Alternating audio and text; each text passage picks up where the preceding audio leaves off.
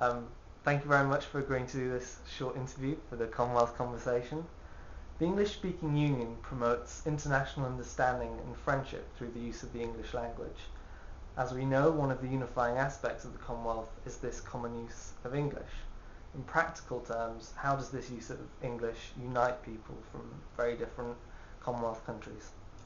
Well, I always think of English now as not so much a language. In fact, there's a famous quote from a foreign minister in Germany who said that English isn't a language, Portuguese or Greek or Spanish is indeed a language, but English has become something more. It is the lingua franca for operating all across the world.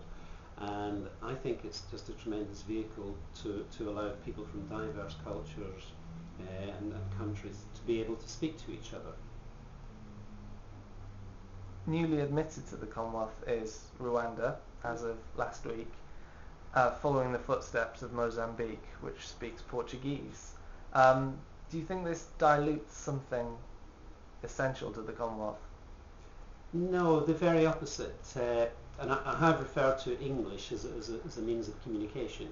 And we do know nowadays that a great deal of English is spoken by countries and peoples for whom English is not a first language because of its power as a lingua franca. But there is another aspect. I think perhaps countries like Rwanda and indeed Mozambique, and I understand there are other non-English speaking countries possibly joining in the future. I think they join the Commonwealth for a range of reasons, and one of them may be that perhaps countries are like people in the end. They want to belong to communities, and communities which perhaps reflect a set of interests that they feel is important. So Rwanda joining the Commonwealth I see as something positive. The bigger the embrace, the more common the interests, the better. I see this as a positive move. And finally, a recent British Council study has suggested that less and less Indians are speaking English, obviously the largest, most populous country in the Commonwealth. And in fact, there are more English speakers in China than there are in India. With a rising India and a rising China, is the use of English really still that important? I think it most certainly is. The key issue here is the aspect of English as a lingua franca. A Chinese businessman speaking to perhaps a Brazilian businessman will be using English more than likely as the common language of communication. I'll come back to India in a second, but you mentioned China. China is also promoting the use of Mandarin. It's launched, I believe, the Confucius centres throughout the world to promote the use of Mandarin.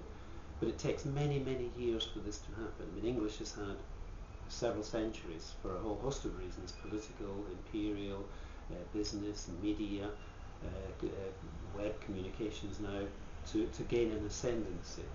It will take an equivalent period for perhaps Mandarin to have that same kind of currency in the world. The same could apply to India and Indian languages.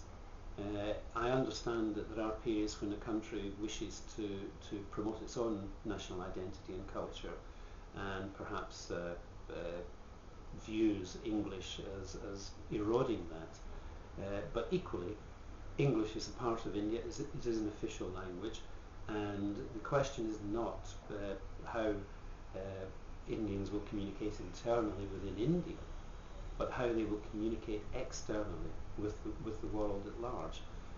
English exists as a global entity. As I said at the beginning of this, it's almost more than a language now in its role. So I don't see this as a bad thing or a good thing, simply a natural cycle.